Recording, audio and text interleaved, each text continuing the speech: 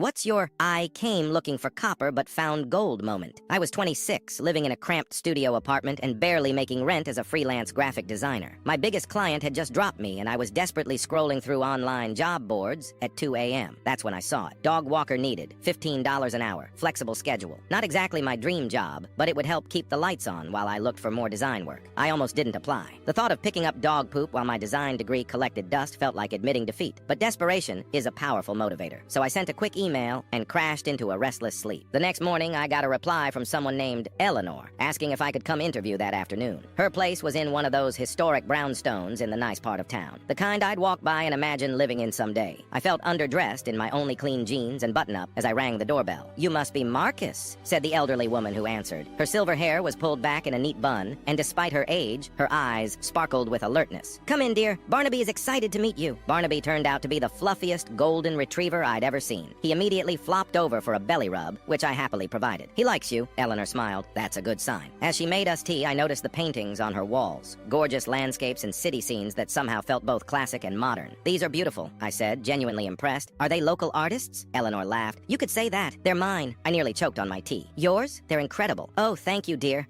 I was a commercial artist for 40 years before retiring. Now I just paint for pleasure." My heart skipped. "I'm actually a graphic designer, or trying to be anyway." Eleanor's eyes lit up. "Are you? Do you have any samples?" Suddenly self-conscious, I pulled up my portfolio on my phone. Eleanor put on her reading glasses and studied each design carefully, asking thoughtful questions about my process and influences. "You have real talent," she said finally, "but something's missing in these recent pieces. There's technique, but no heart." I should have been offended, but she was right. My recent work had been soulless, designs I thought clients wanted rather than what I felt passionate about. "The dog walking job is yours if you want it," she continued, "but I have another proposition. My arthritis makes it difficult to teach my community art class at the senior center. Would you consider taking over? It pays better than dog walking." I blinked in surprise. "But I'm not a teacher or a traditional artist." "Neither was I when I started," she shrugged. "You learn by doing." Against my better judgment, I agreed. That first class was terrifying. 15 seniors staring expectantly at me. But when I started talking about color theory and composition, something clicked. They asked questions that made me think about design in ways I never had before. Over the next 6 months, Eleanor became my mentor. She introduced me to her old industry contacts, critiqued my work honestly, and pushed me to find my voice. I still walked Barnaby 3 times a week. Not for the money anymore, but because those walks were when Eleanor and I had our best conversations. My portfolio transformed. So did my client list, as Eleanor's connections hired me for work that actually excited me. Last week, I signed the lease on a proper studio space. As I was packing up my apartment, I found that original job listing I'd printed out. Dog walker needed, $15 per hour.